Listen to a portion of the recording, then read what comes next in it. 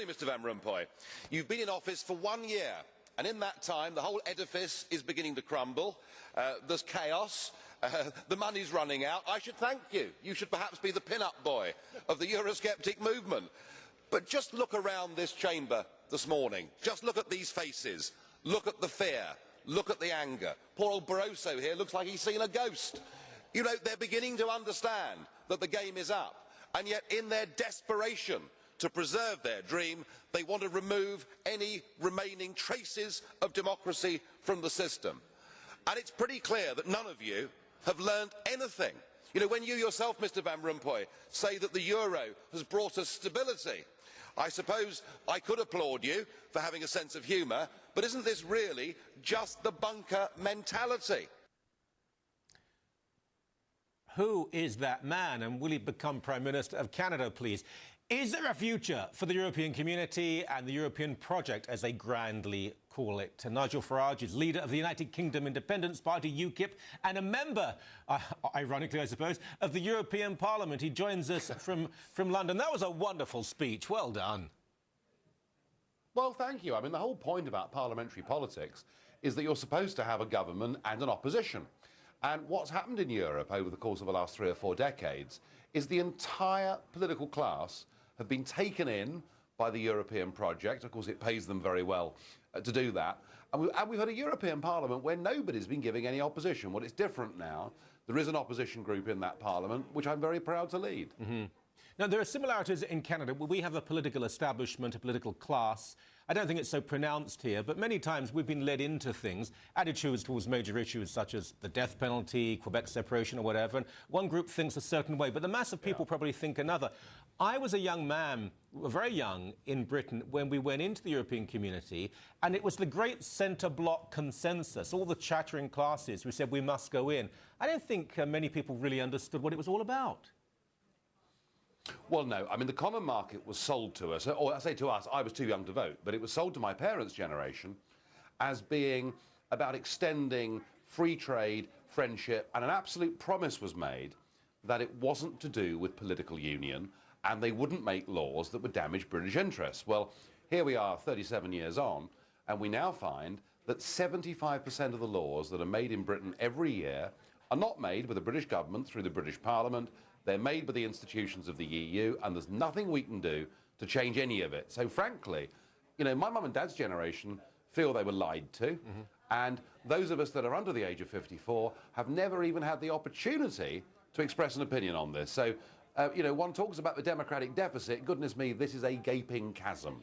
Yes, exactly. And I'm 53, so I'm exactly that age. I really, when I lived in Britain half my life, never had any opportunity. Now, this will have an enormous resonance with Canadians too, how people are treated who have committed acts of terror, who have a vague connection to either Britain or Canada. Just a couple of weeks ago, I was over there in London, a known terrorist to be deported, good riddance, but powers beyond in Europe said, no, you can't do this. It wouldn't be fair. You're losing the great national pride and right of self-governance you had for so long.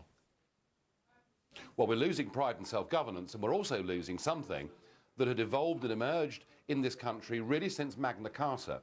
And that was the idea that we had an independent judiciary, we had a very good set of rules, the citizen was protected against the state, but the state, if it decided through its courts, could act.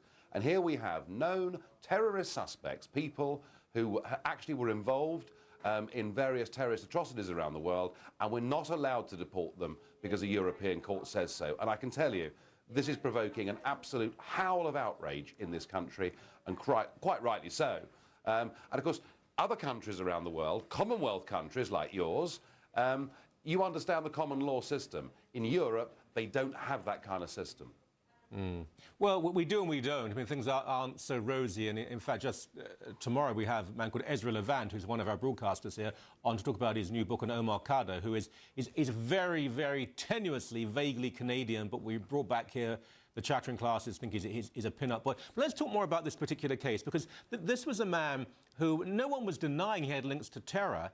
And they didn't even claim he would be tortured if he went back to his home country. It was that some of the information used to prosecute him may have been gained by the use of torture in the past.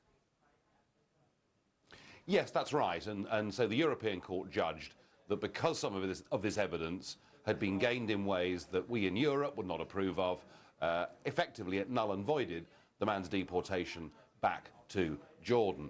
But, you know, you could argue that this is an appalling judgment. You might argue that next week they make a good judgment, but none of that is actually the point. The point is that we have always been, for centuries, since the Normans, I suppose, an independent, self-governing free nation, able to make our own decisions. We are now subjugated to a new political order. And what we do, what the British government does, and what our civil service do, is they go to Brussels every week and they beg for crumbs from the table. Please don't impose this law upon us. It won't be good for the City of London. You know, please don't do this. It's damaging our fishing industry. And to think that this once great nation has sunk to this servile status where we beg to unelected bureaucrats in Brussels so they don't interfere too much in our lives, frankly, it is shaming to this nation. And the chattering classes, the political elite, I want to see them all removed from office. Let's get some fresh new politics in this country. Let's get our rights of self-government back. And I must say, I do think that Switzerland has a fantastic democratic model where if the people aren't happy with their parliament, they can call a referendum on any given subject. That, I think, is the way forward, and that offers some hope and some vision to young people right across the Western world. Mm-hmm. OK, two questions. The future of the euro, obviously Britain's not part of that, but does the euro have a future? And also the future of the European community, and will Britain actually go to the point of withdrawing? Well, the euro is doomed. It was doomed from the start. I have been the great naysayer on this over many years. I'm not going to say I told you so, but just look at what's happening. I think that Greece and Portugal will probably leave the euro this year. I hope they do for their sakes. They've got youth unemployment in those countries of nearly 50%. Wow. Mass violence on the streets of Athens and other Greek cities. This is serious. This is dangerous. This is stupid. We could even force a revolution in those countries. So the euro, as it's currently constructed, will fail. The bigger question is, of course, on the European project itself. I think that the vast majority of British people now recognise, whilst we want to trade with Europe, want to cooperate with Europe, want to be good next-door neighbours, we actually want to make our own laws, and we want to rediscover other parts of the world, such as the Commonwealth, which we stupidly turned our backs on 40 years ago. If we're going to have an economic future, we've got to be a global trading nation, not just a European trading nation. And, you know, I tell you something, UKIP may not be the biggest party in this country, but we now are right at the centre ground of public opinion on this massive issue. Over 2/3 of Britons do not now want to be part of this European Union. We're going to push on. We will get our referendum on this issue, and our country will, in a few years' time, be free.